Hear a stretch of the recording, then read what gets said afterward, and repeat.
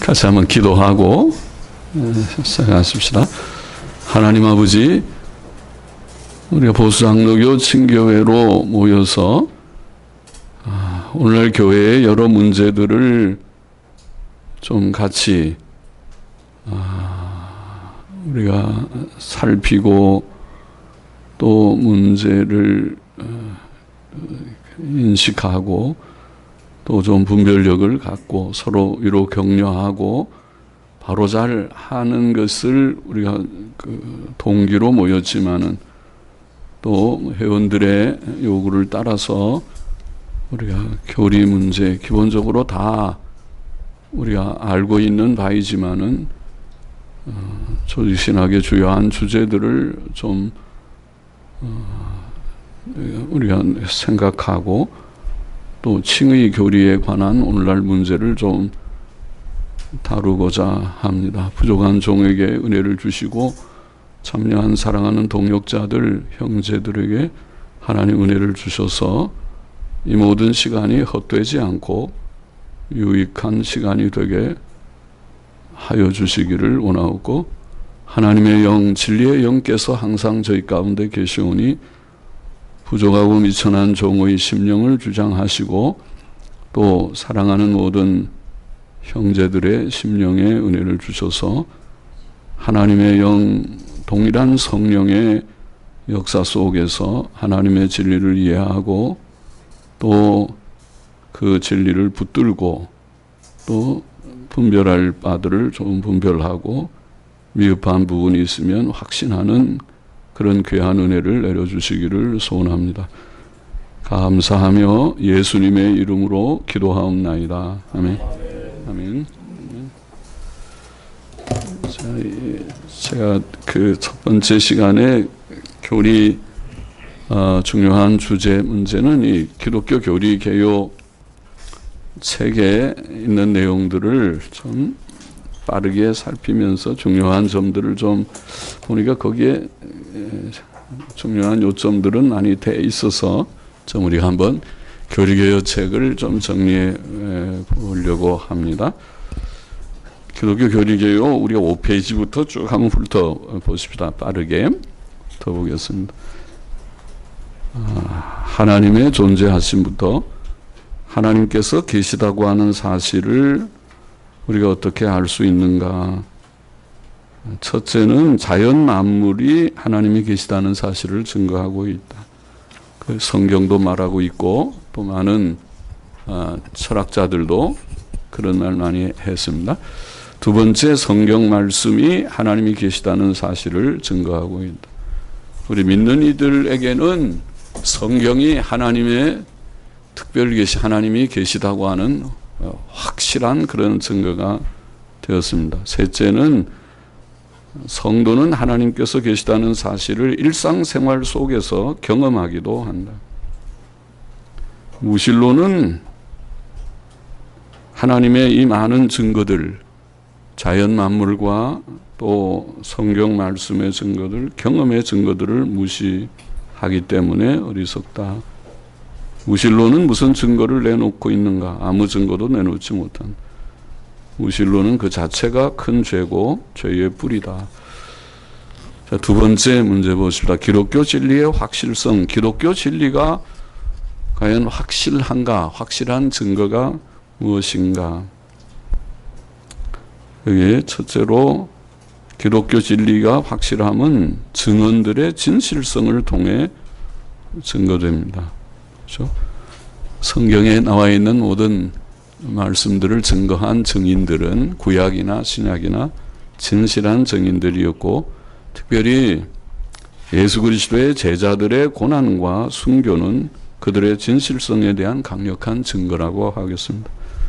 둘째는 많은 기적과 능력의 일들을 통해서 증거가 되었습니다. 그리고 셋째는 죄 문제의 해결을 통해서 증거되었습니다. 경험적인 증거입니다. 아무리 좋은 증거가 있어도 죄 문제에 대한 각성이 없이는 확신에 이를 수가 없지만은 그러나 죄 문제의 각성을 하나님이 주심으로써 진리의 확신에 나아가게 하십니다. 세 번째 문제, 계시와 성경 보십시다. 하나님께서는 자연 만물과 그 현상들을 통해서 사람의 양심을 통해서 그리고 인류 역사의 사건들을 통해서 자신을 창조자와 섭리자로 나타내셨는데 그것을 우리는 일반 계시라고 말하죠. 그러나 사람은 범죄함으로 마음의 눈이 어두워서 일반 계시를 통해 하나님의 존재를 바르게 알지 못하고 더욱이 하나님의 구원 의지나 방법을 깨닫지 못했습니다. 그러므로 하나님께서는 죄인들의 구원을 위해 역사상 특별한 방식으로 자신을 나타내셨습니다. 그것을 우리는 특별 계시라고 말합니다. 13페이지 보십시다. 하나님의 특별 계시들은 성경에 기록되었습니다. 첫째로 성경은 여기에 네 가지 성격이 나오는데 성경은 매우 필요했다. 하나님께서는 특별 계시를 계속 주지 않으시고 그것을 성경에 보존하고 성경을 통해 전달하기를 원하셨다. 둘째로 그러므로 성경은 신적 권위를 가지게 됐고 셋째로 성경은 명료한 책이다. 성경에 어려운 내용이 없지 않지만은 이 책은 우리의 구원과 영적 성장을 위한 하나님의 뜻을 분명하게 전달하고 있다. 넷째는 성경은 충족한 말씀이다. 귀한 사실들이죠. 크게 네 번째, 우리가 성경의 신적 권위 봅시다. 우리의 믿음의 내용이 되는 기독교 교리들은 신구약 성경에 근거하고 있습니다. 그래서 성경의 객관적 신적 권위를 우리가 믿는데 어떻게 그것을 확증할 수 있는가? 먼저 구약 성경의 신적 권위를 어떻게 확증할 것인가? 다 신학자들이 많이 말하고 또 우리도 다 믿고 있는 바이지만은 이렇게 정리해 보십시다. 첫째, 우리는 모세와 선지자들의 역할과 권위를 통해서 그것을 확증할 수 있습니다. 모세와 선지자들은 하나님의 특별 계시의 도구로 부름을 받은 자들, 쓰임을 받은 자들이었습니다. 둘째는 예수 그리스도의 말씀을 통해서 구약 성경의 신적 권위를 우리는 확증할 수 있습니다. 예수님은 구약 성경을 하나님 말씀으로 여기셨고 마귀의 시험을 물리치실 때 인용하셨고 성경은 피할 수 없다고 말씀하셨습니다. 셋째, 사도들의 말씀을 통해서 우리는 구약의 권위를 확증합니다. 사도 바울은 모든 성경은 하나님의 감동으로 되었다. 우리가 잘 아는 말씀에 증거하셨고 그래서 그렇게 성경의 신적 기원과 권위를 증거하는 말씀을 주셨고 사도 베드로도 예언은 언제든지 사람의 뜻으로 낸 것이 아니오 오직 성령의 감동을 입은 사람들이 하나님께 받아 말한 것이다. 밝히 증거해 주었습니다. 그러면 신약 성경의 신적 권위는 어떻게 우리가 확증합니까? 첫째, 구약 성경의 예언들의 성취라는 신약 성경의 성격을 통해서 확증할 수 있습니다. 그러니까 예언이 신적 권위를 가지니까 예언의 성취는 더더욱 신적 권위를 가지는 것이다. 그런 논리입니다. 둘째, 예수 그리스도의 신적 권위를 통해서 확증할 수 있습니다. 하나님의 아들 예수 그리스도께서는 하나님의 특별 계시들 중에 특별 계시지요. 최종적 절정적 계시라고 우리가 흔히 부릅니다. 그러니까 구약의 그 어떤 하나님의 특별 계시보다도 뛰어난 계시인 예수 그리스도께서 오셨으니 그의 말씀과 행적은 특별 계시 중에 특별 계시고 그것의 기록은 신적 권위를 가지는 것이 합당하다.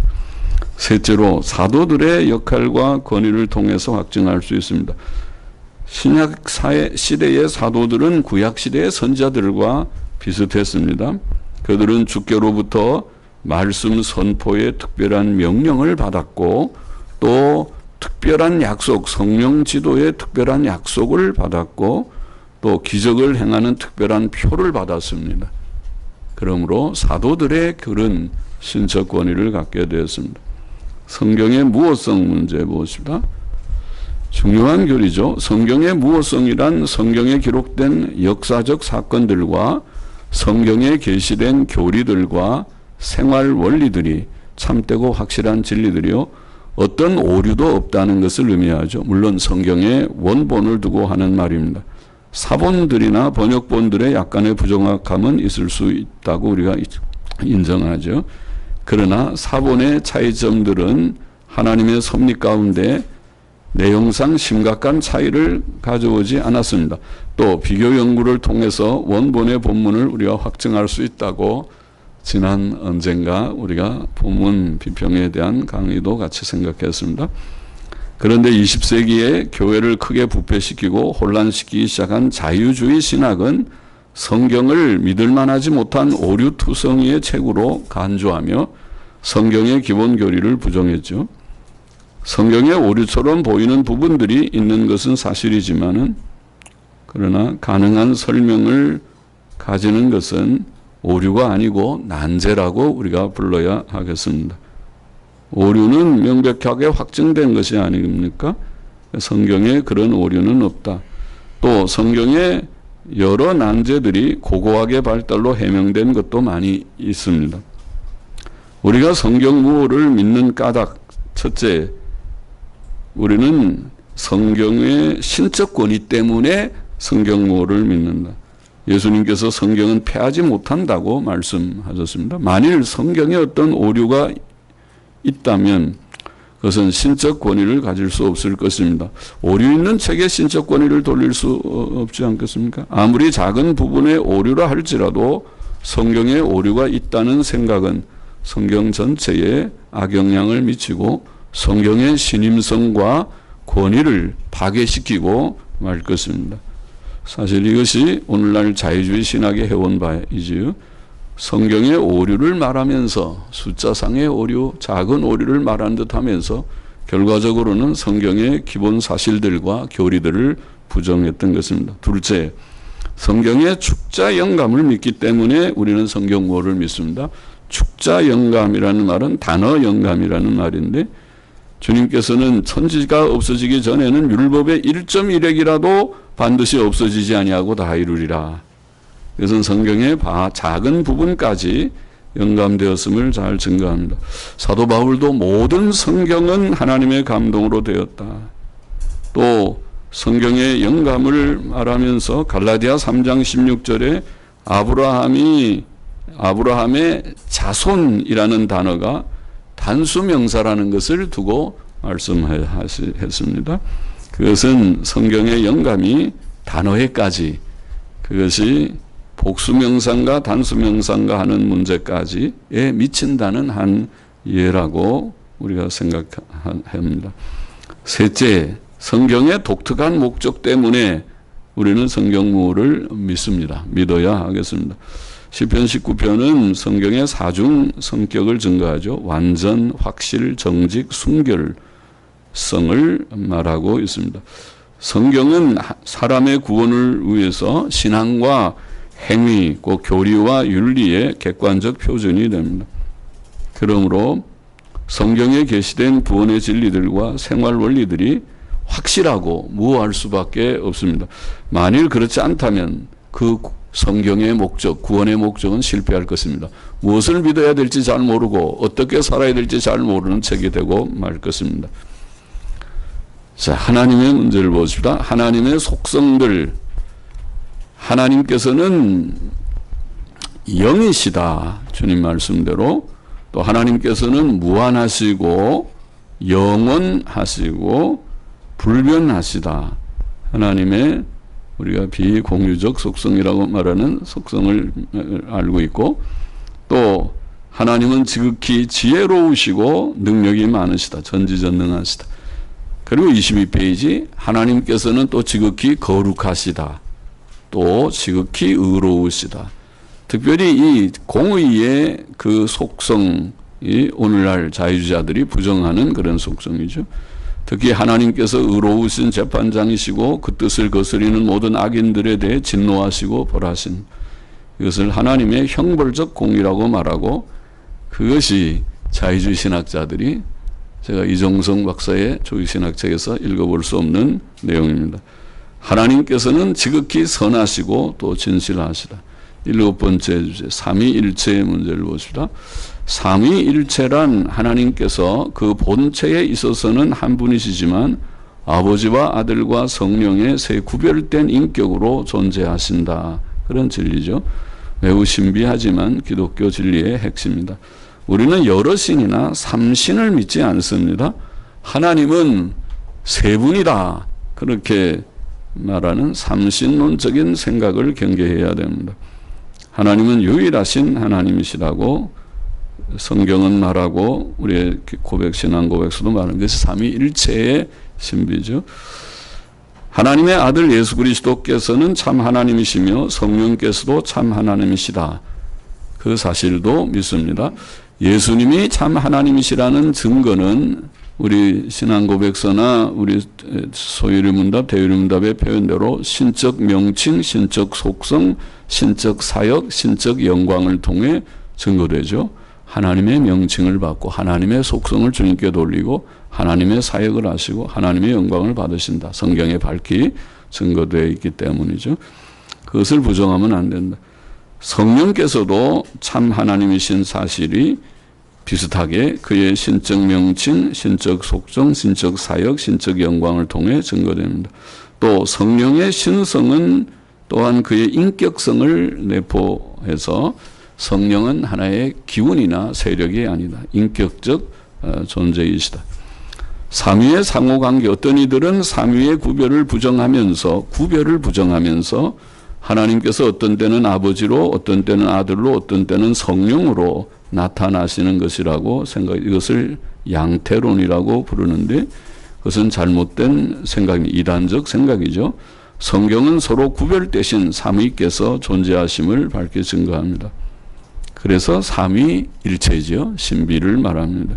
삼위 간의 관계에 관해서는 아들께서는 아버지로부터 영원히 나시며 성령께서는 아버지와 아들로부터 영원히 나오신다. 그렇게 표현됩니다. 하나님의 유일성과 아들과 성령의 참된 신성을 인정하면 삼위일체의 신비를 말하는 것이 되죠. 여덟 번째 보십시다. 하나님의 예정하신, 우리 지난 시간에 언제 5대 교리하면서 많이 정리해 보았죠. 하나님께서는 만세 전에 그의 가장 지혜롭고 거룩한 뜻에 따라 이 세상에 되어질 모든 일을 자유롭게 또 불변적으로 작정하셨습니다. 그러나 하나님의 작정은 제2 원인의 자유나 우연을 부정하지 않고 우리 신앙고백서의 표현대로 오히려 인정합니다. 그러므로 예정론은 숙명론과 다릅니다. 사람에게는 자원함이 있습니다. 꽤 자유로움이 있습니다. 자유롭게 행하기도 하고 행치 않기도 합니다. 또 우연한 일도 있습니다. 성경도 그것을 말합니다. 또 하나님의 작정의 진리는 사람의 도덕적 책임을 무시하지 않습니다. 모든 사람은 회개하고 하나님과 구주 예수님을 믿어야 하고 하나님의 말씀을 따라 의롭고 선하게 살아야 합니다. 사람의 구원에 관한 하나님의 작정을 우리는 예정이라는 말로 좀 구별해서 표현해서 같은 말이지만은 하나님의 예정은 이중적입니다. 그것은 선택하심과 버려두심을 포함합니다. 하나님께서는 만세전에 자신의 전적 긍휼과 은혜로 인류 가운데 어떤 이들을 죄에서 구원하여 영생에 이르도록 무조건적으로 선택하셨습니다. 사실 선택이라는 말 자체가 하나님의 무조건적 선택을 의미하죠. 하나님이 선택한다는 말은 무조건적인 것이죠. 28페이지 중간에 보시죠. 하나님께서는 인류의 나머지 사람들을 그들의 죄와 멸망 가운데 버려두셨습니다. 29페이지 보십시다. 창조와 섭리. 건축물에 우리가 비유하면 예정은 설계이고 창조는 건축이죠. 섭리는 관리입니다. 출산에 비유한다면 예정은 계획, 창조는 출산, 섭리는 양육이죠. 창조는 온 우주와 인류 역사의 시작입니다. 태초에 하나님께서 천지를 창조하셨습니다.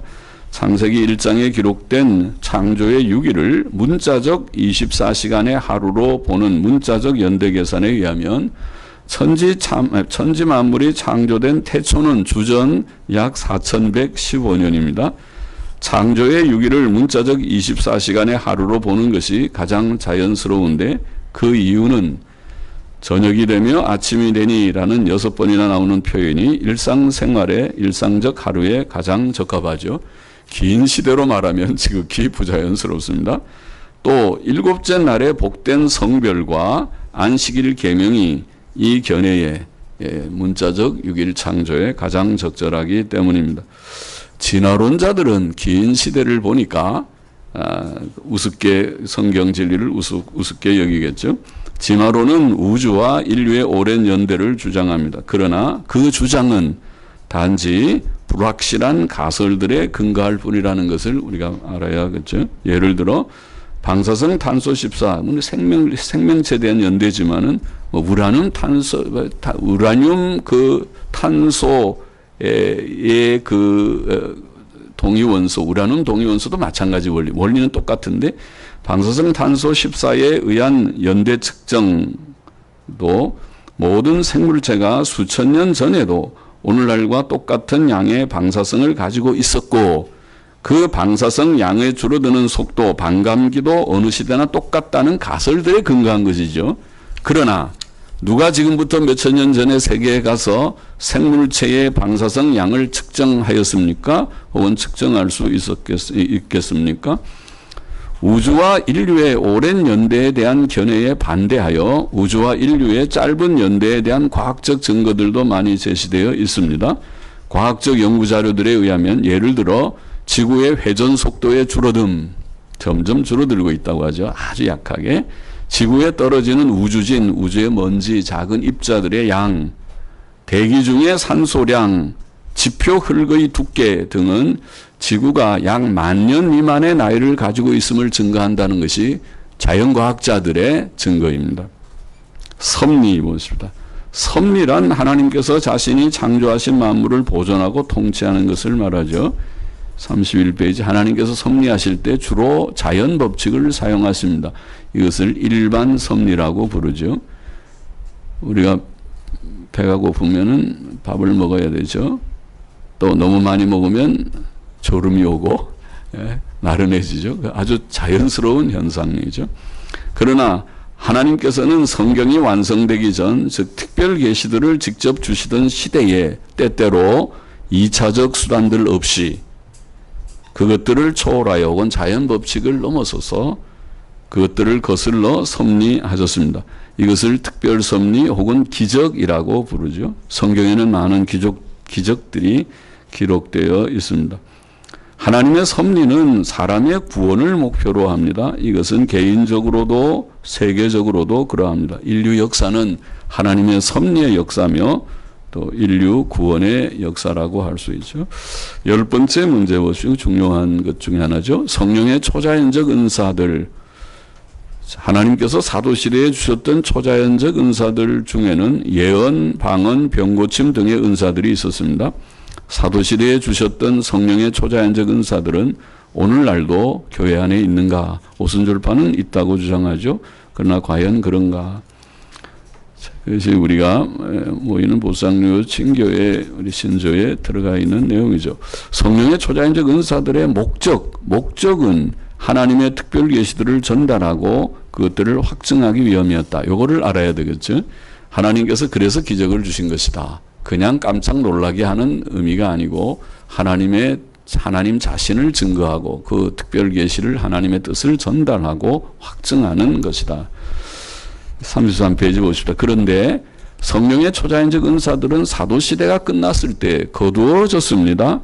성령의 초자연적 은사들이 사도시대와 함께 거두어졌다는 것은 교회의 전통적 견해입니다. 그것은 교회가 경험한 바이었습니다. 성령의 초자연적 은사들이 사도시대와 함께 사라진 이유는 성령의 초자연적 은사들의 독특한 목적과 일시적 초보적 성격 때문이었다고 이해됩니다. 하나님의 특별 계시들의 전달과 확증이라는 성령의 초자연적 은사들의 목적은 신약 성경의 기록으로 완전히 이루어졌죠. 신약 성경이充足히 기록되었으므로 더 이상 그것들이 필요치 않았습니다. 다 완전히 됐는데 또 무엇을 특별 계시를 또 주시고 확증할 필요가 없다. 그런 뜻이지. 34페이지 봅시다. 오늘날 은사운동에 대한 평가. 오늘날의 은사운동은 성령의 초자연적 은사들의 계속 혹은 회복을 주장합니다. 그러나 성경이 신약 27권의 기록으로 완성되었는데 하나님께서 다시 옛날 방식으로 말씀하실 것인가? 성경은 하나님의 충족한 말씀이며 성도는 성경대로 믿고 성경대로 사는 것으로 충분하지 않은가? 그게 첫 번째 우리가 묻는 문제고, 둘째, 하나님께서 오늘날도 사도시대의 것들과 같은 은사들을 주신다는 증거가 과연 있는가? 오늘날 방언들은 성경의 모범대로 외국어의 특징을 가지지 않는 것 같습니다.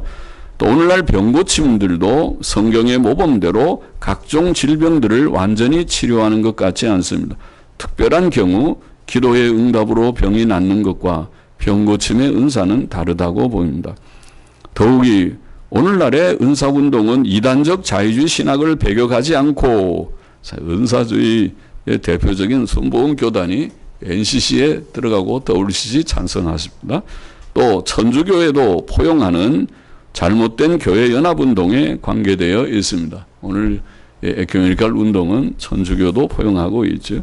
영적 분별력이 없는 이런 운동이 과연 성령의 일이겠는가? 가장 중요한 점은 강조점의 전환입니다. 네 번째로, 성경적 기독교는 초자연적 기적적 은사를 강조하지 않고 하나님의 뜻에 대한 바른 지식과 거룩하고 선하고 겸손하고 진실한 인격과 삶을 강조합니다. 이것이 진정한 기독교입니다. 더욱이 성경은 말세에 거짓 기적들을 행하는 자들이 있을 것을 예언했고, 주께서는 기적을 행할지라도 불법을 행하는 자들을 마지막 날 버리시겠다고 분명하게 말씀하셨습니다. 또 사도 바울은 사랑이 없는 방언과 예언과 능력은 아무 의미가 없고 가치가 없다고 증거하였습니다. 우리는 말씀과 기도, 회개와 순종 가운데 성령의 충만함을 받은 삶을 살아야 하지만 은사운동이 그 해답은 아닙니다. 은사운동은 교회의 영적 부흥의 표가 아니고 성도들이 조심하고 경계해야 할 운동입니다. 그런데 안타깝게도 지금 한국교회, 보수교회는 특별히 예장 합동을, 내 모교단을 볼 때마다, 합동교단에 계신 분들 몇 분 계시지만은 볼 때마다 가슴 아픕니다. 예장 합동은 은사주의의 깊이에 물들어 있는 것 같아서 걱정입니다.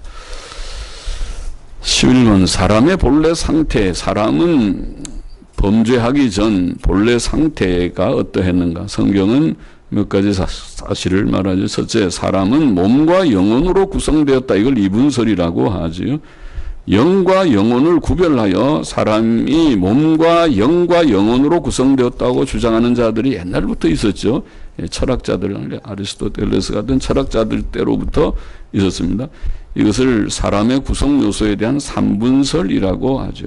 그러나 성경에서 영과 영혼이 구별 없이 사용되기 때문에 영과 영혼은 다른 것이 아니라는 것이 분명합니다.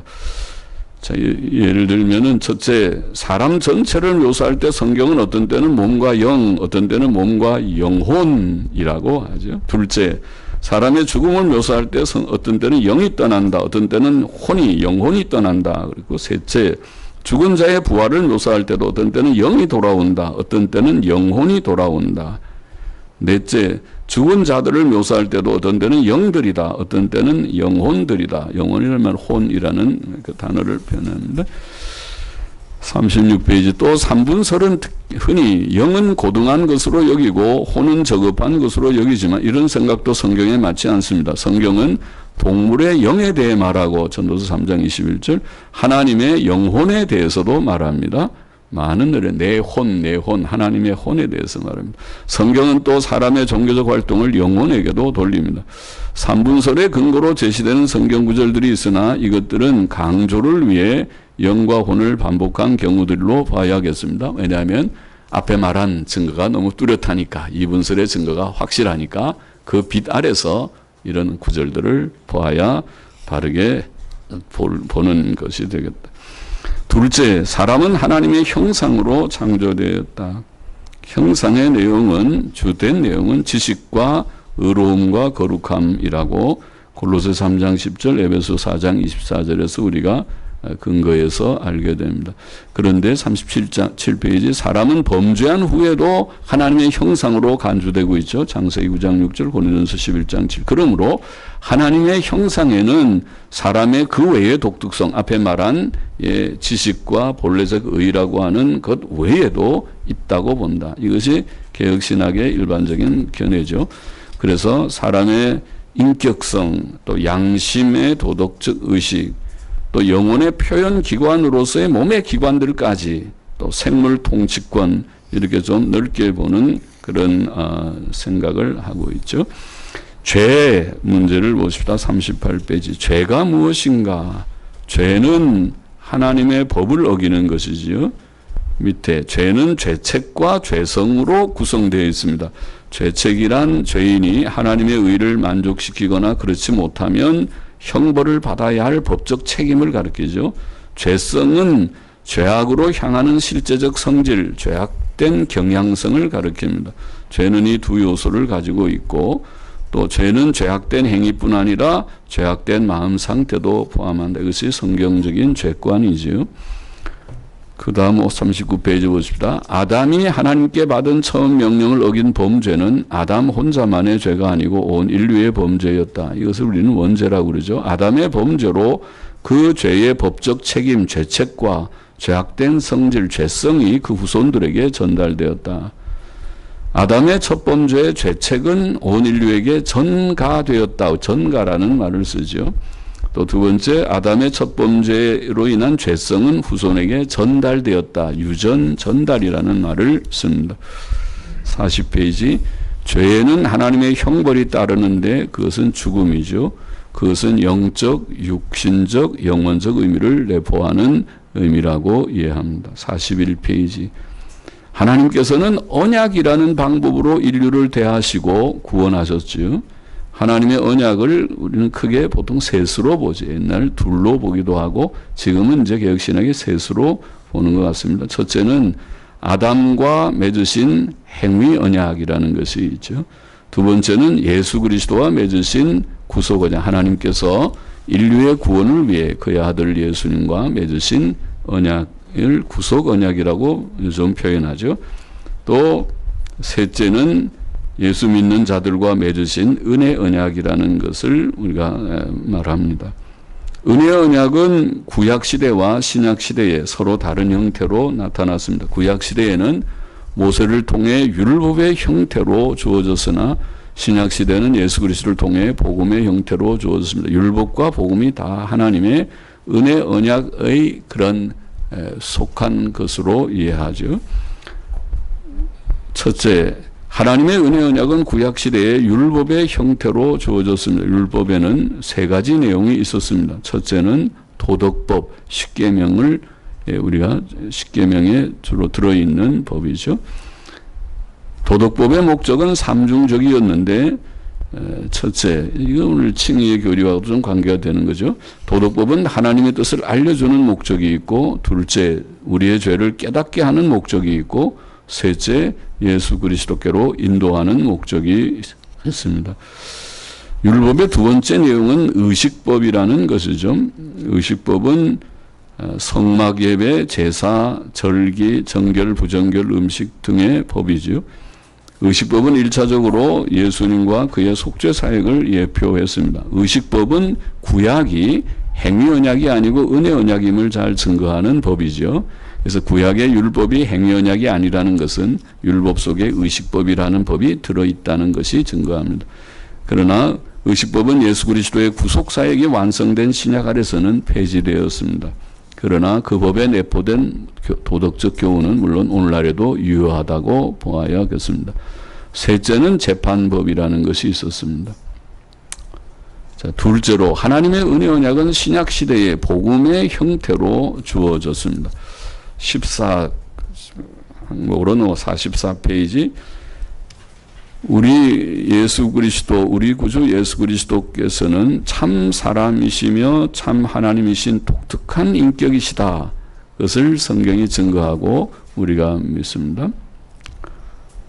참 하나님과 참 사람 45페이지, 즉 신인이라고 우리가 표현하는 신인이신 독특하신 인격, 예수 그리스도께서는 본래 영원하신 하나님의 아들이셨으나 그러나 이제 때가 되어 사람으로 출생하였습니다. 그것을 성육신 자신을 낮추심이라고 말을 합니다. 그는 마침내 죄인들을 대신하여 십자가에 죽으셨고 무덤에 묻히셨습니다. 그러나 하나님께서는 낮아지신 그를 지극히 높이셨습니다. 지금 하나님 오른편에 앉아 계시고 장차 하늘로부터 이 세상으로 다시 내려오실 것입니다. 예수 그리스도의 삼직은 그리스도라는 명칭에서 우리가 나타난다고 알고 있죠. 예수님은 기름 부음을 받은 자로 참 선지자요, 참 제사장이요, 참 왕이시다. 예수 그리스도의 삼직 중에 47페이지 그의 성육신의 목적이요 그가 세상에 오신 가장 중요한 일은 제사장직이었는데 그 핵심이 속죄사역입니다. 예수 그리스도의 속죄사역은 궁극적으로는 하나님의 기쁘신 뜻이었죠. 또 그것은 하나님의 사랑과 의 때문에 주신 일이었습니다. 공의의 하나님, 그러나 사랑의 하나님께서는 속죄라는 방법을 통해서 우리를 구원하셨습니다. 속죄의 의미, 이거는 중요하죠. 우리 목사들이 속죄 사역은 바로 복음의 핵심을 말하니까 밝히 이해도 하고 늘 증거하는 바이죠. 우리가 잘 그 부의 조직신학에 아마 잘 나와 있고 박경영 조직신학에 잘 교의신학에 나와 있는 바이죠. 속죄의 의미는 네 단어를 통해 잘 증거됩니다. 첫째는 제사. 제사는 구약의 제사는 1차적으로 속상이라는 뜻이죠. 속상이란 제물이 죄인을 대신해 벌을 받음으로써 죄인의 죄책과 죄의 형벌을 보상하고 하나님의 공의를 만족시킨다는 공의 만족이라고 하는 개념이죠. 중요한 개념이죠. 제사의 의미가 있고 둘째는 구속. 구속은 값을 주고 산다는 뜻입니다. 핏값으로 우리를 죄책과 죄의 형벌로부터 건져내셨다. 셋째는 유화. 그것도 굉장히 중요한 개념이죠. 하나님의 진노를 가라앉히고 제거한다. 그러니까 자유주의자들은 하나님의 형벌적 공의를 부정하니까 속죄에서 유화 개념을 그것을 부정하려고 하죠. 그걸 아주 원시적인 개념이라고 보려고 하죠. 아주 모독적인 그런 생각을 하는 거죠. 넷째, 화목이죠. 속죄의 성격도 네 가지로 우리가 정리하죠. 첫째는 역사적이었습니다. 예수님은 2000년 전에 속죄를 이루셨습니다. 둘째는 객관적이었습니다. 나와 관계없이 내 속에 무엇이 어떤 감흥이나 감동이나 무엇이 일어나는 것과 관계없이 객관적으로 그는 속죄 사역을 이루셨습니다. 셋째는 대리적으로 이루셨습니다. 많은 사람들을 위한 일이었습니다. 넷째는 완전하였습니다. 그렇죠. 굉장히 중요한 사실들이죠. 하나님의 아들 우리 주 예수께서 이 벌레 같은 나를 위해 돌아가셨습니다. 나는 아무 공로 없으나 그가 나를 위해 죽으셨고 그것이 나의 의가 되었습니다. 나의 의는 이것뿐 예수님의 피밖에 없습니다. 이것이 복음이요. 이것이 구원입니다. 성도는 이 감격을 가지고 주를 믿고 따릅니다. 16번 속죄의 범위를 보십시오. 장로교회는 하나님의 구원 의지나 예수 그리스도의 속죄가 제한적이었다고 믿고 가르칩니다. 이것을 제한 속죄론이라고 말합니다. 그렇게 믿는 이유는 무엇입니까? 첫째로 사람의 구원은 궁극적으로 하나님께 달려있기 때문입니다. 구원이 결국 우리의 결정에 달려있느냐 하나님께 달려있느냐 그 문제죠. 하나님께 달려있다. 그것을 절대 주권의 진리라고 하죠. 예수님 말씀대로 사람으로는 할 수 없으되 하나님께로는 다 모든 것이 가능하다. 구원은 하나님께 있다. 그 성경의 진리죠. 하고자 하는 자를 긍휼히 여기시고 하고자 하는 자를 강팍해 하신다. 나를 보내신 아버지께서 이끌지 아니하면 아무라도 내게 올 수 없다. 그러므로 만일 하나님께서 인류 전체를 구원하시려고 뜻하셨다면 가능하셨을까? 예, 물론이죠. 하실 수 있습니다. 하나님께 불가능한 일이 없습니다. 인류 전체를 구원하실 능력이 그에게 있다고 믿습니다. 사람으로는 할 수 없으되 하나님으로서는 다 할 수 있느니라. 그 말씀을 그대로 믿습니다. 그러나 인류 전체가 구원받지 않는 것을 보면 그것은 하나님의 뜻이 아니었다. 궁극적으로 구원은 하나님께 달려있다. 그 진리가 둘째로 사람의 구원에 대한 하나님의 뜻이 제한적이기 때문이라는 것이 바로 제한속죄의 근거다. 하나님의 뜻이 제한적이다. 하나님의 구원 의지가 제한적이라는 사실은 성경의 분명한 진리입니다. 하나님께서 구약시대에 이방인들과 구별하여 이스라엘 백성에게 특별한 사랑을 베푸셨다는 사실은 그것은 분명한 사실입니다. 또 성경 전체에 밝게 증거되어 있는 선택의 진리는 하나님의 구원 의지의 제한성을 분명히 말합니다. 요한복음 6장 30절 아버지께서 내게 주시는 자는 다 내게로 올 것이요. 내 양 하나님께서 내게 주신 자가 제한된 자가 있습니다. 보편 속죄로는 성경의 어떤 구절에 호소하지만은 성경이 하나님의 구원 의지의 제한성을 분명히 계시하기 때문에 이런 구절들은 이런 빛 아래서 해석되어야 합니다. 셋째로 보다 중요한 것은 속죄의 본질입니다. 본질 때문에 즉 속죄는 가상적인 어떤 것이 아니고 실제로 역사적으로 객관적으로 앞에서 우리가 말한 네 가지 성격 역사적으로 객관적으로 대리적으로 실제로 예수 그리스도께서 우리의 죄를 대신하여 형벌을 받으셨고 죄값을 다 지불하신 것입니다. 그러므로 만일 예수 그리스도께서 세상 모든 사람의 죄를 속하셨다면 모든 죄인에 대한 하나님의 심판과 최종적 지옥 형벌은 남아있지 않고 모든 사람이 다 구원받게 될 것입니다. 속죄의 본질상 그렇습니다. 속죄의 성격. 다시 말해 보편 속죄로는 보편 구원론으로 나아가는 것입니다. 그러나 보편 구원론은 명백히 비성경적입니다. 모든 사람이 회개하고 믿고 구원받지는 않을 것입니다. 넓은 문으로 들어가고 넓은 길로 가다가 멸망할 사람들이 더 많을 것입니다. 그러므로 속죄의 본질상 속죄는 제한적이다. 53페이지 중생 문제를 봅시다. 구원은 삼위일체 하나님의 사역입니다. 성경은 구원을 중생, 거듭남이라는 말로 표현하죠. 구원의 과거적 단계라고 우리가 표현하죠. 중생이란 죄로 인해 죽은 영혼이 다시 살아나는 것이죠. 살아나는 것. 54페이지 중생의 방법은 오직 성령에 의해서 중생은 성령의 주권적 활동입니다. 죽은 영혼이 스스로 살아나지 못합니다. 성령께서 살려주셔야 살아납니다. 그러나 비록 유아들의 경우는 예외이지만 성인들의 경우 중생은 주로 복음을 통해 이루어집니다. 복음의 말씀과 더불어 중생하게 됩니다. 중생의 내면적 이치는 예수 그리스도의 대속의 공로를 죄인들에게 적용하시는 것입니다. 중생의 증거는 회개와 믿음이라고 우리 개혁신학에서 그렇게 표현합니다. 알미니안 신학과 다르죠. 우리는 회개와 믿고 나서 중생하는 게 아니라 중생했기 때문에 회개와 믿음을 가진다고 그렇게 말하죠. 회개는 죄악되었던 옛 생활 방식, 즉 불경건과 부도덕을 청산하는 것입니다. 믿음은 지정의의 요소가 있는데 참된 믿음은 예수님과 그 복음에 대한 최소한의 지식을 가진 믿음입니다. 지식이 있는 맹목적 믿음이 아니라 지식이 있는 믿음이고, 둘째 성심으로 받아들이는 마음에 성심의 수납이 있어야 되고, 셋째는 주님을 구주와 주로 의지하는 그런 것이 믿음이다. 칭의 문제를 보십시다. 나중에 좀 더 자세하게 또 조금 우리가 언급하겠지만은 우선 보십시다. 성경은 구원을 또한 칭의라는 말로 표현하는데, 칭의는 하나님께서 예수님 믿는 자들의 모든 죄를 씻으시고 의롭다고 선언하시는 것이죠.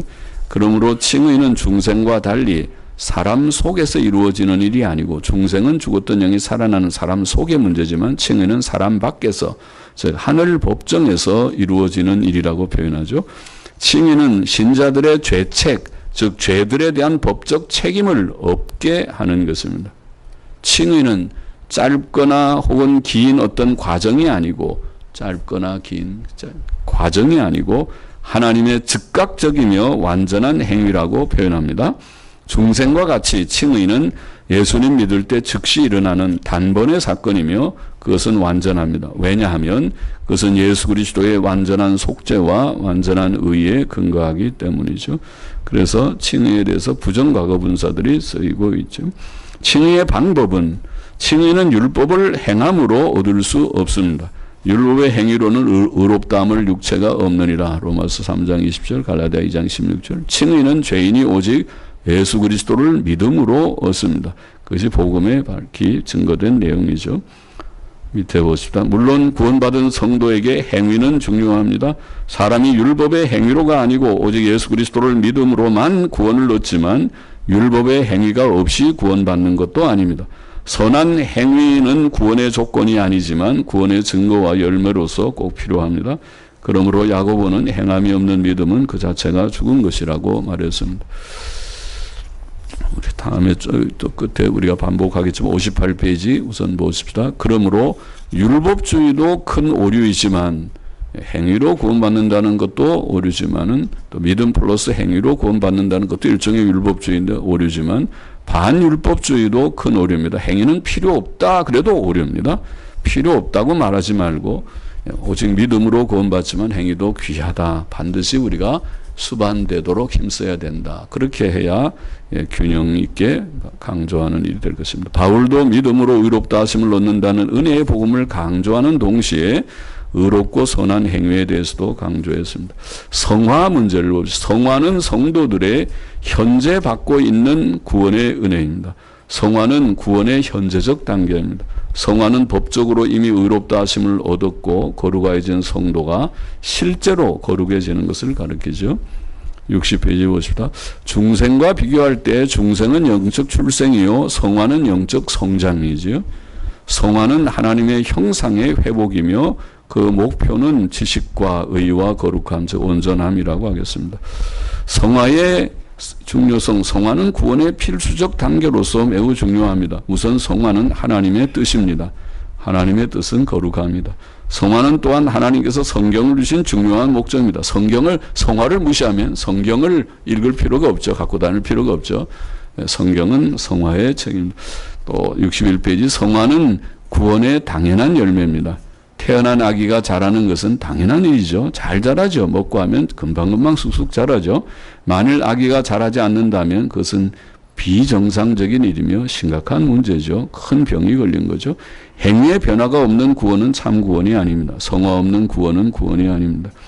성화는 어떻게 이루어지는가? 성화의 방법. 성화는 하나님의 은혜입니다. 성화에서 하나님의 영 성령께서는 성도 속에 거하셔서 그를 도우시고 인도하십니다. 그러나 성화는 사람 편에서도 성실한 노력이 필요합니다. 박형룡 조직신학 교회신학에 나와 있는 내용이죠. 성실한 노력이 필요합니다. 중생에서 사람은 전적으로 수동적이지만 죽어 있으니까 성화는 다릅니다. 성화에서는 자발적, 자원적, 능동적이며 협력적이어야 합니다. 성화는 성도는 성화를 위해 더욱 많이 힘쓰고 부지런해야 한다. 데살로니가전서 4장 1절 베드로후서 그렇게 말씀하고 있습니다. 성도의 견인 62페이지 성도의 견인이라는 말은 중생한 성도, 곧 예수님 믿고 구원 얻은 성도가 이 세상에서 하나님의 은혜 안에서 끝까지 견디어 영광에 이른다는 교리죠. 성도의 견인 교리는 성경의 진리, 성경적 진리입니다. 요한복음 10장 27절 28절이 그렇죠. 내가 저희에게 영생을 주노니 영원히 멸망치 아니할 터요.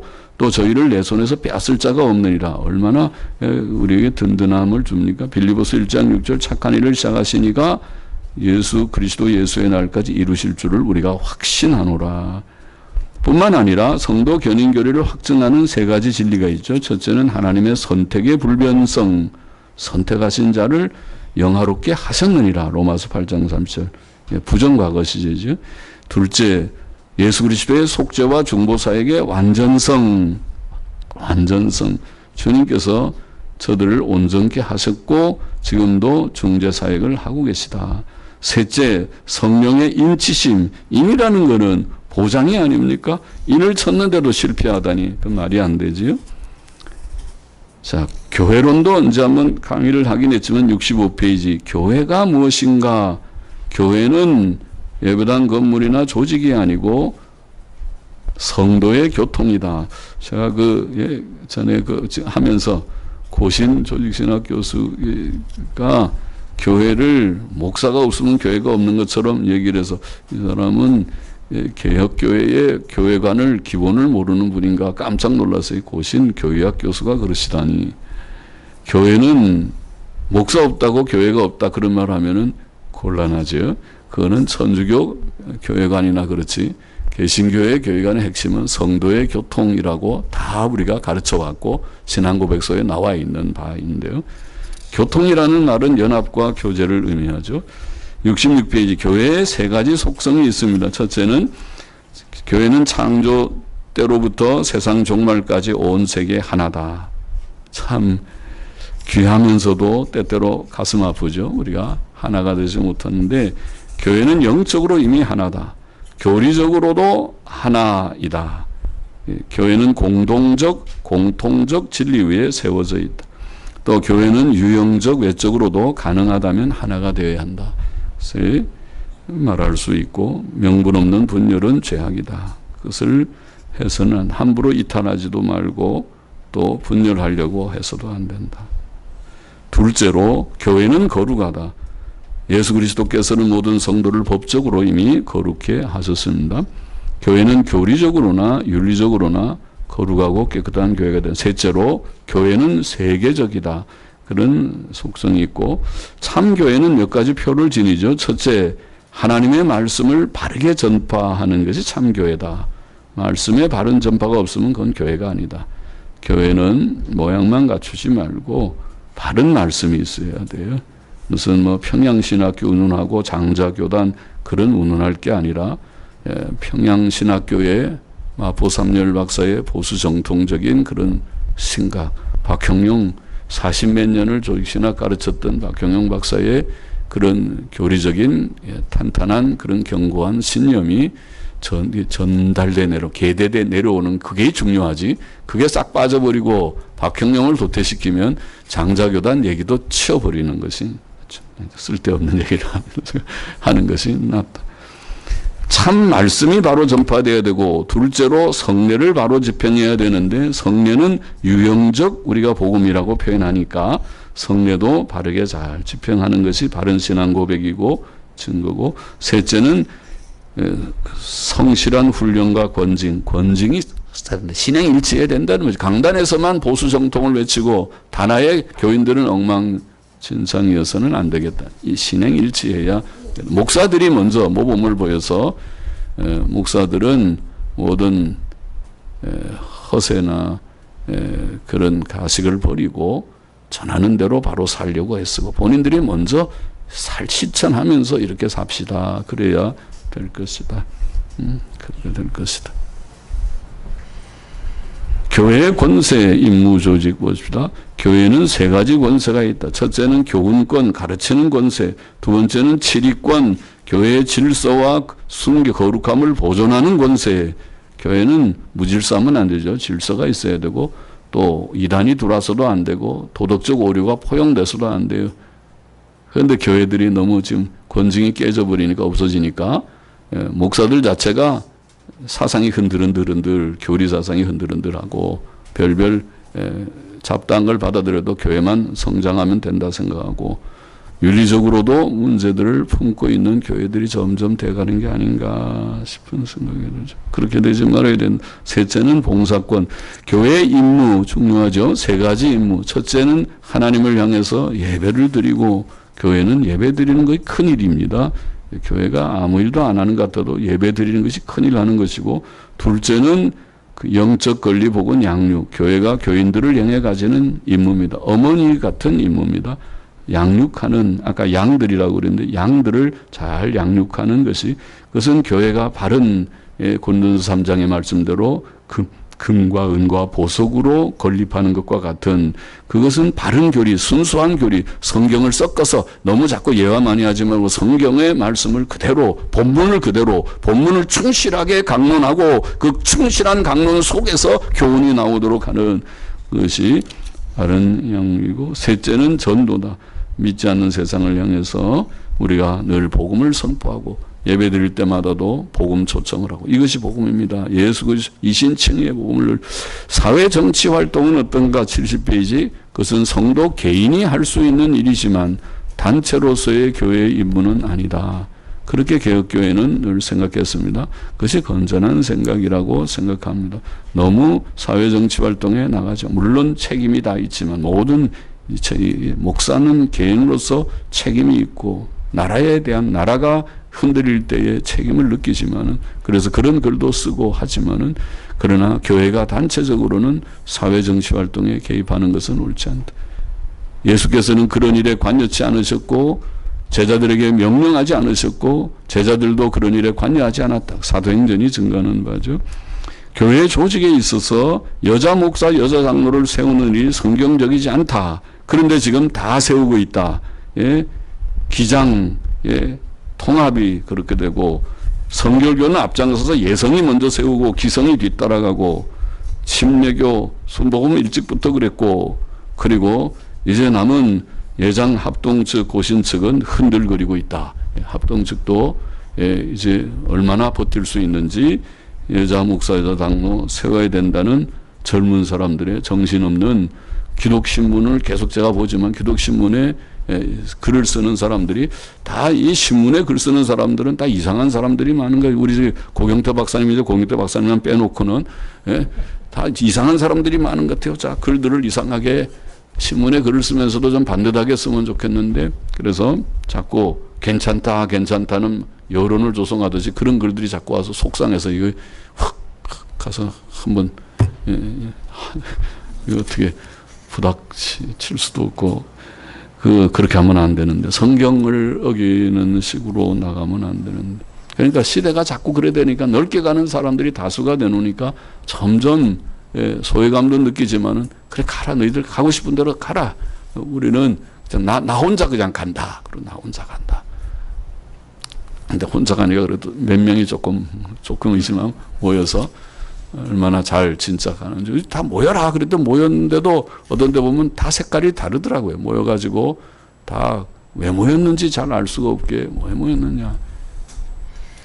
현대교회 문제, 오늘날 교회들 안에는 여러 가지 교리적, 윤리적 문제가 있지만 그중에 자유주의 신학, 교회연합운동, 신복음주의, 은사주의는 앞에 초자연적 은사 얘기했으니까 그중에 세 가지, 특별히 자유주의 신학이 가장 심각한 문제가 아닌가. 은사주의도 매우 심각한 문제지만 자유주의 신학은 기독교의 근본 교리들을 부정하는 매우 파괴적 이단 사상인데 이 이단 사상이 오늘날 개신교의 역사적 대교단들 예를 들어 장로교회, 루터교회, 성공회, 감리교회 등에 널리 퍼져 있는 것입니다. 자유주의 신학은 성경의 신빙성, 신적권위, 무호성 바로 앞에 우리가 복습한 또 하나님의 진노의 하심, 형벌적 공의의 속성, 예수 그리스도의 신성, 성육신, 처녀탄생, 기적, 형벌적 대속, 부활, 재림 등을 부정합니다. 이것은 이단입니다. 이것이 이단 아니면 뭐가 이단입니까? 그러나 고신의 이 암흑의 교수는 자유주의, 우리나라에 자유주의가 없다. 그런 정신없는 잠자다 일어나서 하는 말 같은 말을 하고 그 사람 지지하는 사람이 많다고 그러더라고요. 내가 고신 사람도 보니까 최덕성 교수는 도태되듯이 나갔고 오히려 이 암흑의 교수를 따르는 사람들이 많습니다. 그래요. 그래서 고신이 참 저게 옛날에 보수지 지금은 보수가 아닌가 싶어요. 교회연합운동, 오늘날 교회의 또 하나의 중대한 문제는 교회연합운동이에요. 이것은 세계의 모든 기독교회를 재연합시키려는 움직임입니다. 이 운동에서 교회연합의 개념은 너무 넓습니다. 이 운동은 모든 교회가 하나라는 이름하에 기독교계 안에 존재하는 다양한 신학 사상들을 비판 없이 용납하고 있습니다. 오늘날 다수의 교회가 자유주의 신학에 물들어 있음에도 불구하고 기장기감은 옛날부터 그리고 예장통합도 오래전부터 신정동주의 물들어 있고 기침기성도 아마 그럴 것이고 그러니 자유주의 신학이 이렇게 들어와 있는데도 뭐 우리나라는 그래도 보수가 많으니까 이 정도지만 미국에는 만교회 이상은 다 자유주의적이지 거기 뭐 4만 교회 아마 넘는 감리교는 물론이고 그다음에 남침례교라는 것도 반반 쪼개져 있으니까 거기도 자유주의가 다수니까 만 교회 이상은 자유주의 진영 속에 있다 볼 정도로 세력이 큽니다. 거기에서 보수적인 장로교회 무슨 여기서 웨스민스터 신학교 세웠던 OPC 정통 장로교회 아마 지금도 몇백 교회밖에 안 될 것입니다. 성경 장로교회 진짜 적어서 아마 몇십 교회, 몇백 교회 되겠는지. 그리고 잡탕인 PCA 교회도 아마 1,100개, 1,200, 2,000 그 미만 그런 정도밖에 안 될 것입니다. 그게 만교회하고 비교가 됩니까? 그러니까 거기는 미국에서는 장로교 그러면 다 PCUSA 그런 교회만 알지 조그만 교회는 그런 교회도 있나 그렇게 일반 사람들이 잘 모를 듯합니다. 매우 자유주의적이게 지금 돼 있는 상황에서 그것을 다 비평하지 않고 다 우리가 연합한다는 것은 자유주의 포용한다는 말과 같은 거고 또 교회연합운동은 천주교에 대해서도 매우 우호적인 것을 우리나라도 느꼈을 것입니다. 천주교에 대해서. 또 오늘날 은사운동은 건전한 성경 교훈으로 만족하지 않고 옛길을 버리고 경험 위주의 기독교를 주장하며 교회연합을 촉진시키고 있습니다. 또 심지어 종교다원주의, 다른 종교들 속에도 구원이 있다는 주장을 하는 그것이 교회연합운동의 현 주소입니다. 그러나 교회의 하나됨은 교리적 성격을 가집니다. 그러므로 기독교회가 교회연합의 기치 아래 이단적 자유주의 신학, 적그리스도적 천주교회, 또 심지어 이방 종교까지 포용하는 것은 하나님의 뜻을 명백히 저버리는 행위요, 주께 대한 불순종이요, 교회 자살 행위. 그래서 교회연합운동은 그것은 반대다. 자유주의 이단이니까 반대다. 교회연합운동 반대다. 신복음주의는 성경의 근본 교리를 자신들이 믿는다고 자처하면서 자유주의 교회들과 교제하는 입장을 우리가 말하는 것입니다. 적지 않은 보수적 목사들이 자유주의 교단 안에 머물러 있습니다. 통합 안에 있는 보수적인 목사들, 기감 안에 있는 보수적인 목사들, 이런 사람들. 그런데 그뿐만 아니라 오늘 합동 고신 안에 있는 좀 이상한 목사들도 신복음주의입니다. 그거는 통합하고 기장하고 같이 강단 교류하면서 총회장들이 모범적으로 강단 교류하면서 친해진 것이 벌써 아마 10년, 20년 전부터 그랬을 것입니다. 예, 그죠? 20년까지는 안 돼도 한 15년쯤 되는 것 같아요. 2000년, 2000 몇 년대 내가 그 얘기 많이 신문에서 봤으니까 강단 교류를 했습니다. 한명수 목사나 이런 분들 총회장 때 고 연도 앞뒤로. 그래서 그럼 그것도 보수교단 안에도 보수교단도 지금 신복음주의로 가고 지금 자유주의 교단 속에 있는 보수적인 사람들은 원래 신복음주의적인 입장에 있었고 그렇게 되니 이게 참 그러니까 우리 지금 보수장로교 친교회도 잘못하면 신복음주의 단체가 돼요. 이것도 어중간하게 양다리 걸쳐갖고 이게 진짜 보수인지 자유인지 잘 모르게 있게 그래서 좀 고민이긴 하지만 참된 교회는 역사적 기독교 즉 성경의 바른 교훈을 믿고 성실히 행하며 자유주의 신학, 교회연합운동, 신복음주의, 또 은사주의 이런 것을 경계하고 윤리적으로도 성경 교훈을 지키는 이것이 바른 입장이 아닙니까? 이것을 우리는 그저 근본주의라 그렇게 불러봅니다. 이것이 옛길이요, 옛신앙, 옛길과 옛신앙을 지켜야 된다. 그것은 근본주의 다른 용어가 없으니까 자유주의 배격, 에큐메니컬 배격, 신복음주의도 그건 타협적이다, 잘못됐다, 은사주의도 경계해야 된다. 그런 입장, 그것이 옛길, 바른 길, 근본주의적 장로교회쯤이라고 우리가 부르는 우리가 12신조의 12번째 신조로 표현한 표현이 그런 정신입니다. 성경적 분리 24 한번 보십시다. 자, 조금 더 힘을 내서 졸음을 이기고 힘을 내서 성경은 성도들 간의 사랑의 교제를 가르치지만은 또한 분리에 대해서도 가르칩니다. 전통적으로 그것은 권징의 진리입니다. 성경이 어떤 분리를 가르치는가? 교제를 끊어야 할 네 가지 대상. 첫째, 불신자, 믿지 않는 자와 멍해를 같이 하지 말라. 둘째, 이단자들과 떠나라. 이단자들을 떠나라. 그 이단자 속에 오늘 천주교회는 물론 또 이단 종파들은 물론 그리고 자유주의 신학이 들어있다는 것입니다. 우리가 통일교를 반대하고 신천지 반대하기 위해서 하는 건 좋은데 손에 손을 잡고 감리교, 기장, 기감 같이 손잡고 그거를 반대하는 거 볼 때 제가 가관이에요. 제가 볼 때 여보세요. 그 신천지만 이단이 아니라 당신이 손잡고 있는 기장 속의 자유주의 이단도 무서운 이단입니다. 손에 손을 잡고 신천지 물러가라 그렇게 하고 있습니까? 신천지도 물리쳐야 되지만은 당신 손잡고 있는 손도 끊으시오. 끊고 자유주의부터 배격하는 그것도 중요한 것을 왜 인식을 못합니까? 이 기본적인 걸 왜 인식을 못합니까? 그런 생각을 많이 했어요. 그것도 해야 될 일이다. 은사주의도 성경을 넘어서는 이단이 아닙니까? 성경을 넘었어요. 성경 강해가 중요하지 않다고 그래요. 거기 누구예요? 여기 무슨 무슨 큰 믿음 교회인가? 그분 글들 보니까 성경과 직통 하나님께로부터 직접 받는 것을 중요하게 여기지 성경 강해 같은 것도 다 그것이 다 이 무미건조한 생명 없는 일이라고 그럼 이단이지. 그렇게까지 나가면 그건 이단이잖아요. 신사도 운동은 이단이지. 그걸 이단이라고 봐야지. 성경을 넘어서는 것이 자유주의만 이단입니까? 은사주의도 나는 매우 심각한 이단적 사상이라고 생각합니다. 그러면 이런 자들은 교제의 대상이라기 아니고 권면과 충고의 대상이라고 봐야겠습니다. 이단자를 대상이고 우리가 끊어야 될 셋째는 회개치 않는 범죄자를 끊으라 돼 있고 넷째는 고의적인 불순종자 속에 소위 신복음주의자들 복음주의라고 하는 어중간한 그 명칭으로 자기는 보수라고 하면서 자유주의자들과 사이좋게 지나고 같이 교제하고 연합활동하고 하는 타협주의자들 그들을 우리는 고의적 불순종자들의 부류 속에 넣을 수 있지 않을까. 그렇다면 그들과의 교제도 언젠가는 끊어야 되지 않을까. 충고는 하지만 그렇게 하지 마세요.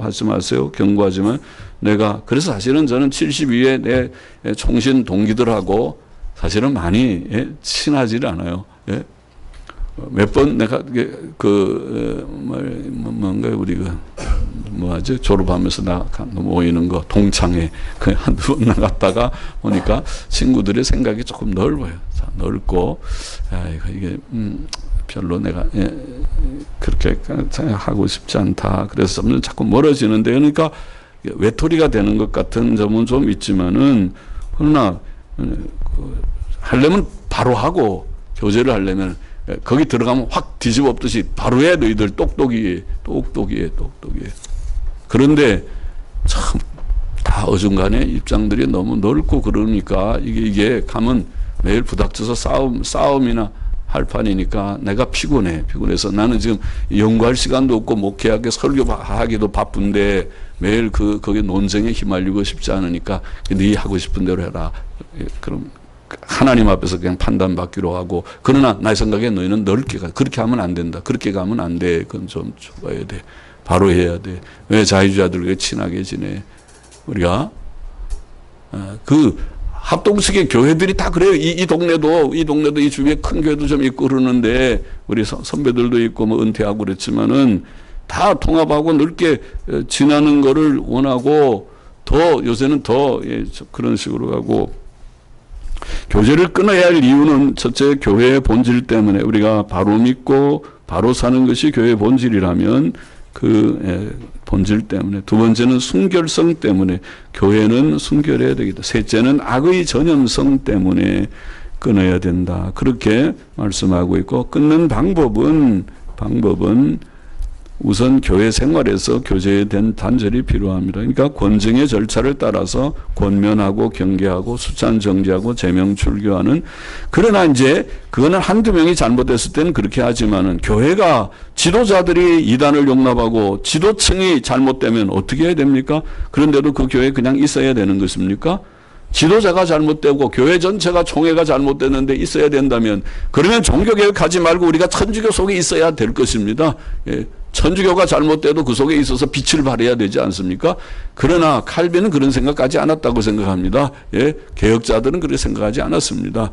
또 청교도들도 다수의 청교도들은 그 영국 국교회가 그렇게 썩었을 때 그들은 분리돼 나왔습니다.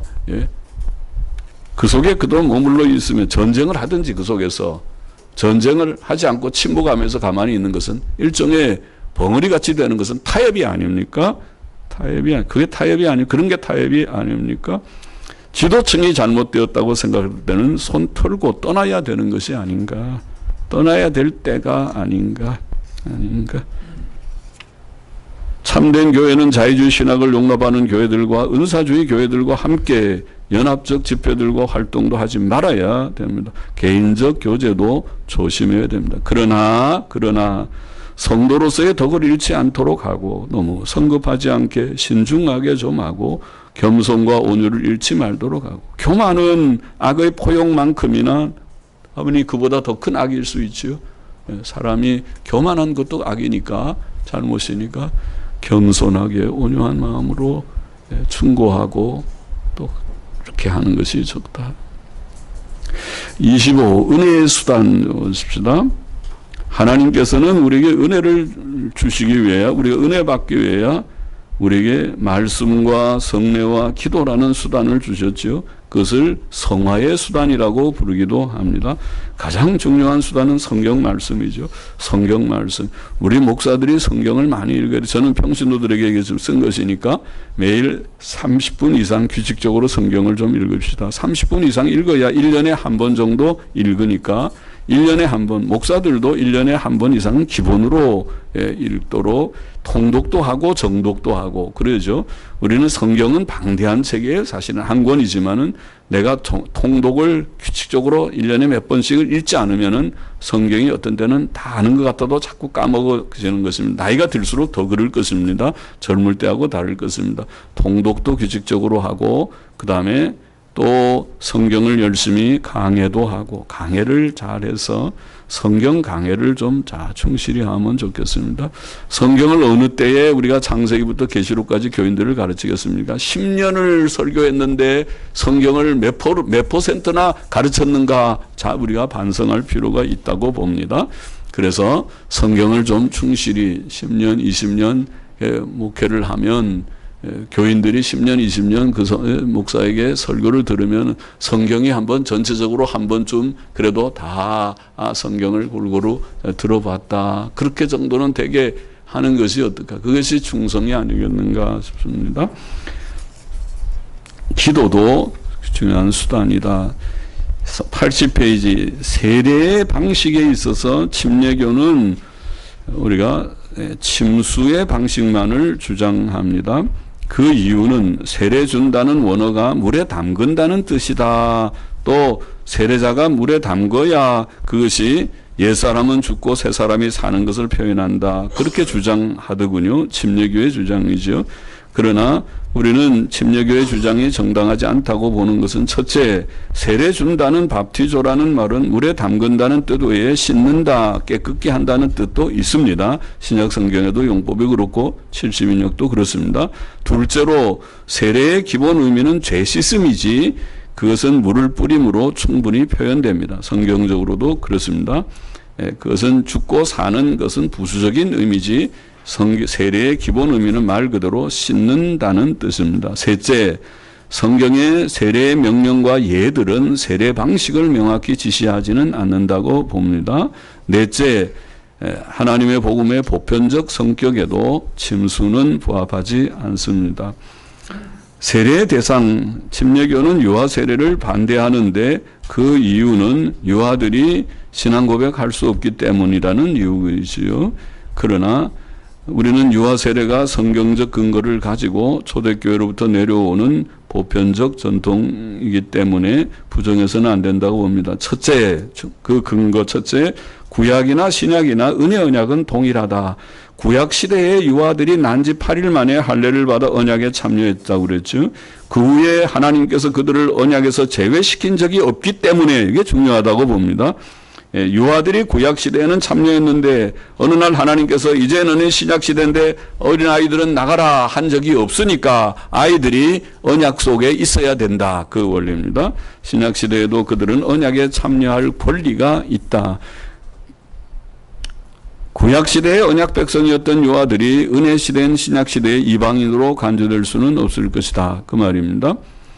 둘째, 예수님께서는 신자의 어린 아이들을 천국 백성으로 여기셨고, 셋째, 바울도 신자의 자녀들을 거룩하다고 말했고, 넷째, 바울은 신자의 자녀를 교회 회원으로 여겨 교훈했고, 다섯째, 신약 성경에는 가정 구원의 약속이 있고, 여섯째, 가정 세례, 가족 세례의 예가 있다. 있다.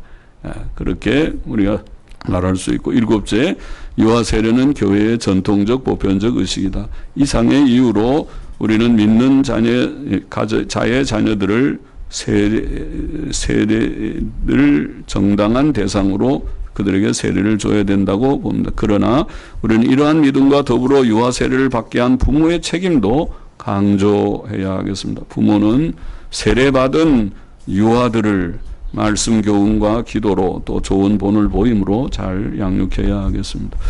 자, 분발해서 조금만 더 읽으면은 다 읽을 수 있으니까 조금만 인내하고 조금 하고 한 10분, 한 5분, 10분 쉽시다.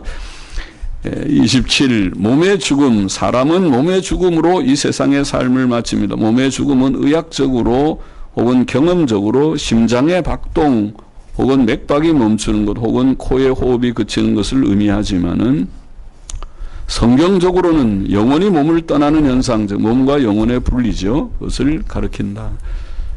사람의 영, 84페이지에 영 혹은 영혼은 불멸적이며 몸의 죽음 후에도 지정의의 의식을 가지고 존재합니다. 그러면 사람의 영혼은 몸의 죽음 후 어디로 가며 어떤 상태에 있는가? 성경은 몸의 죽음 후 영혼의 상태가 의인과 악인의 경우에 다르다고 증거합니다. 의인이 죽을 때 그 영혼은 완전히 거룩해져서 즉시 천국에 들어가 영광 중에 하나님과 함께 거하며 안식을 누린다. 신앙 고백서도 그렇게 표현하죠. 성경은 이 사실을 풍성하게 증거합니다. 에녹과 엘리야가 죽지 않고 승천한 것은 천국의 세계를 증거합니다. 구약 성경의 여러 구절들은 의인들이 죽은 후 들어가는 복된 세계가 있음을 증거합니다. 특별히 시편 73편 24절 귀하죠. 후에는 영광으로 나를 영접하시리니. 구약의 성도들도 죽은 후에 영광 가운데로 들어갔구나. 시편 116편 15절 성도의 죽는 것을 여호와께서 귀중히 보시는도다. 의인은 그 죽음에도 소망이 있느니라. 신약 성경은 더 분명합니다. 누가복음 16장, 누가복음 23장 43절 오늘 내가 나와 함께 낙원에 있으리라. 고린도후서 5장 8절 몸을 떠나 주와 함께 거하는 것을 담대히 원한다. 빌립보서 1장 23절도 그렇습니다. 그러나 악인의 영혼은 즉시 지옥에 던지워 거기서 고통을 당합니다. 구약 성경은 이 사실을 음부라는 말로 증거하죠. 음부는 무덤이나 지옥을 의미합니다. 구약 성경에서 악인들이 죽음 후에 들어갈 형벌의 장소를 가리키는 말은 이 단어뿐이죠. 그러니까 지옥이 맞습니다. 지옥이라는 말이. 의인도 죽어서 음부에 들어가는데 그러나 그것은 무덤의 개념이고 악인이 죽어서 들어가는 음부는 지옥의 개념이어야 그것이 의미가 되는 것입니다. 신약 성경은 이 사실을 더 분명히 증거합니다. 누가복음 16장이 잘 증거하고 있고 베드로후서 2장 9절도 그렇습니다. 성경은 사람의 죽은 후 상태에 관해 이 두 장소 외에 다른 아무것도 가르치지 않습니다. 재림 보십시다. 재림.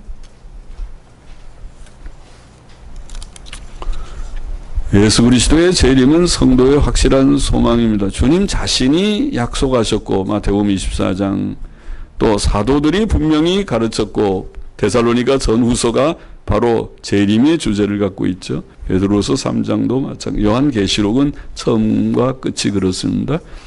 예수님의 재림의 모습은 세 가지로 정리하죠. 첫째, 볼 수 있는 방식으로 다시 오신다.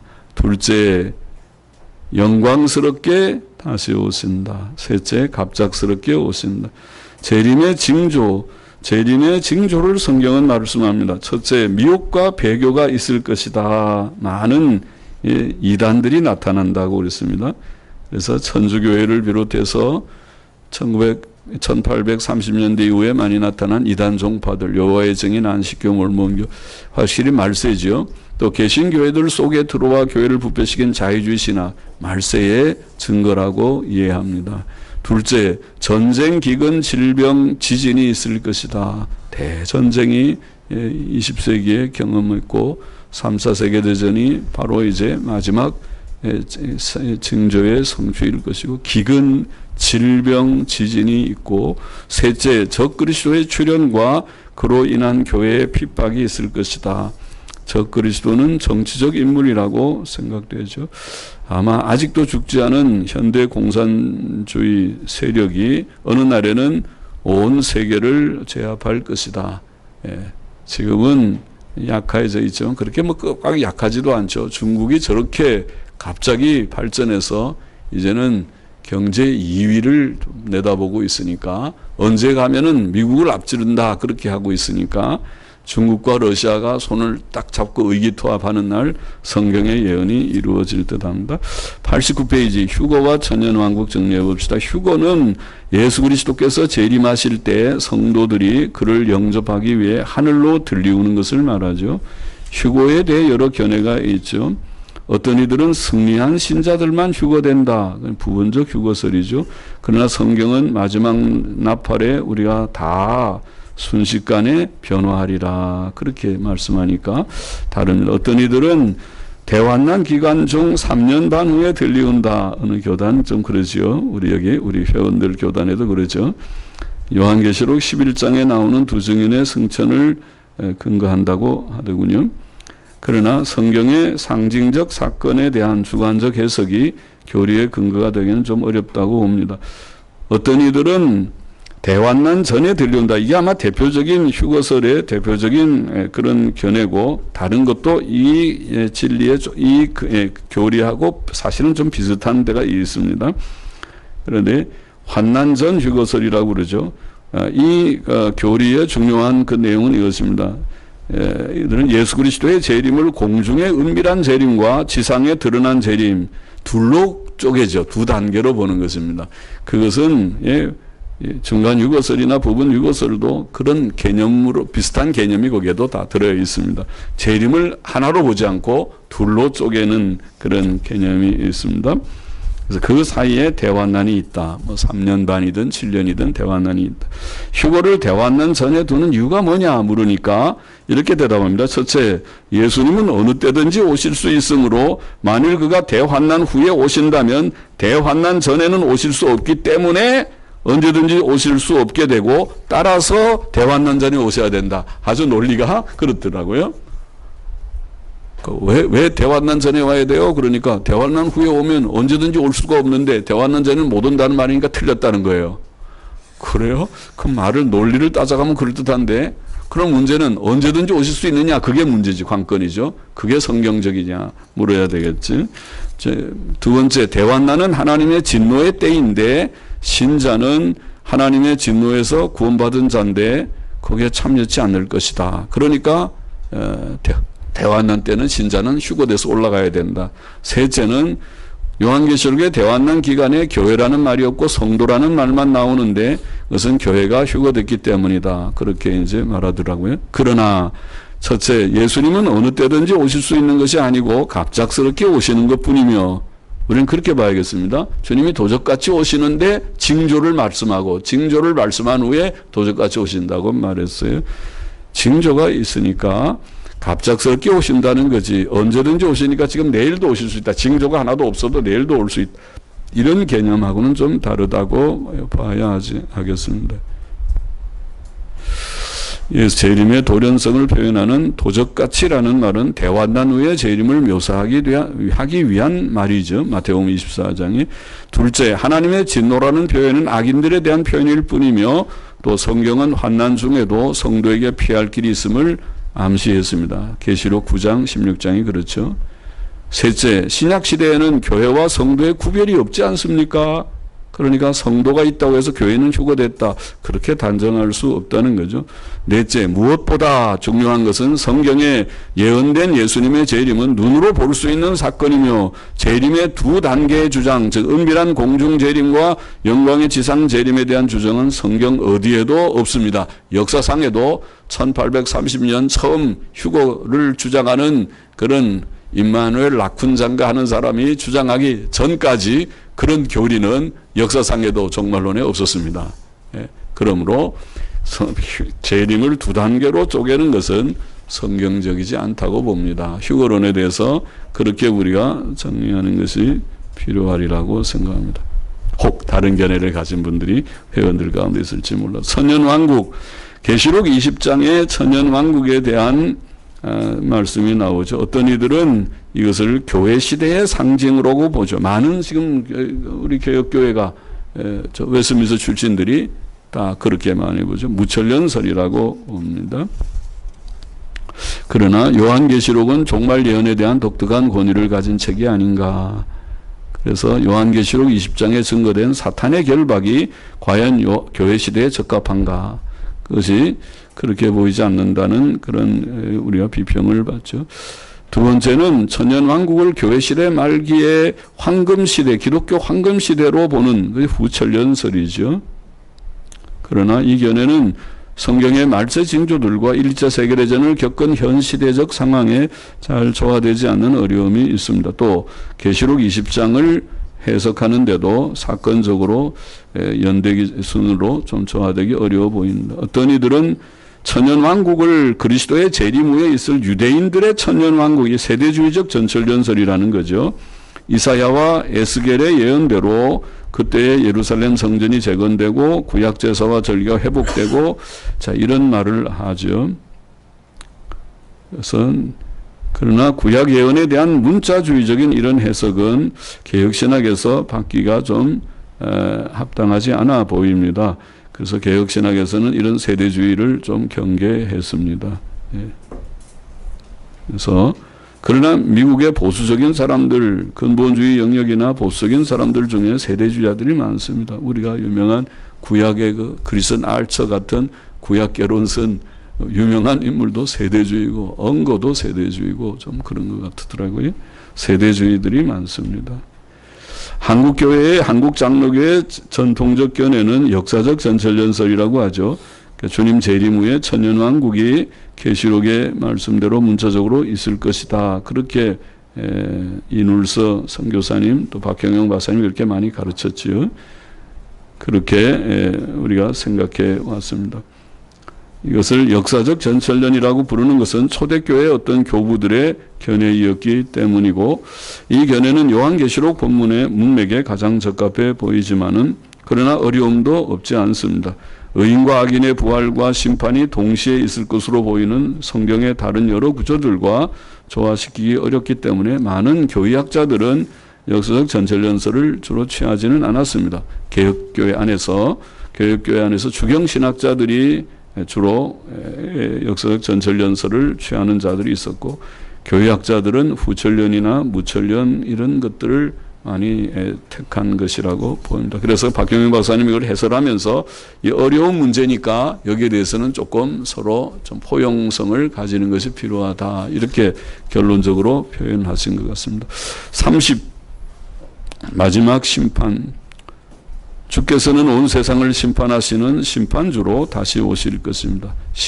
마지막 심판은 기독교의 근본 교리입니다. 심판주는 예수님이고 대상은 사탄과 악령들과 모든 사람들, 산자와 죽은 자를 포함하고 신자까지도 다 포함될 것이라고 보인다. 죽은 자의 부활 후에 어느 때에 심판할 것이다. 심판의 근거는 사람들의 행위다. 행위 심판이라고 말했습니다. 심판의 근거로서 가장 중요한 것은 사람이 예수님을 믿는 여부가 될 것이다. 믿음을 전제하고 또 행위에 대한 심판도 언급했습니다. 하나님의 심판은 공의롭고 철저한 심판이다. 의인과 악인들이 심판 전에 부활할 것이다. 부활해서 심판대 앞에 다 서게 될 것이다. 사람의 부활의 몸은 본래의 몸과 동일성을 가질 것이다. 근래 이상한 사람들이 사람의 부활체가 다르다. 그런 또 얘기도 했죠. 천국과 지옥이 열릴 것이다. 그것은 인류 역사의 마지막 단계이며 최종 단계다. 의인은 천국에 들어갈 것이다. 지금도 우리가 교회를 천국의 현재 단계라고 말하고 있죠. 하나님의 나라는 지금 시작되었다. 너희 가운데 시작되었다. 그러나 주님의 재림으로 영광스럽게 완성될 것이다. 그렇게 성경은 보이고 있고, 그러나 악인들은 지옥 영원한 불못에 들어갈 것이다. 예수께서는 지옥의 교리를 말씀하셨습니다. 쉐드의 말대로 지옥 교리는 예수님께서 책임을 지셔야 할 교리다. 예수님께서 친히 증거하신 교리고 아무도 그 지옥 교리를 지옥 교리가 뭡니까? 영원한 지옥의 불못에 악인들이 던지어서 영원한 형벌을 받을 것이다. 생각만 해도 그 음직한 그런 개념이 지옥의 개념입니다. 그래서 많은 합리주의자들, 합리적인 생각을 가진 사람들은 지옥 교리를 부정하려고 자꾸 했습니다. 그러나 그것은 예수님이 증거하신 교리요, 그것을 부정할 수 있는 권위를 가진 자는 아무도 없다. 무슨 두려움으로 그 교리를 받아야 될 것이다. 지옥 교리는 매우 중요하고 유익하기도 하다. 박경영 가사는 그렇게 표현하셨죠. 그래서 지옥 교리는 하나님의 거룩과 의에 대해 증거하고 예수님의 속죄의 가치를 알게 한다. 지옥 교리는 죄인들에게 회개와 믿음의 정당한 동기가 된다. 1시간 조금 넘게 우리가 한번 전체 내용들을 한번 다시 복습하는 마음으로 한번 살펴봤습니다. 조금 쉬었다가 한 5분만 쉬었다가 우리가 마지막 또 주제 강의를 조금 하겠습니다. 자, 조금 쉬십시다.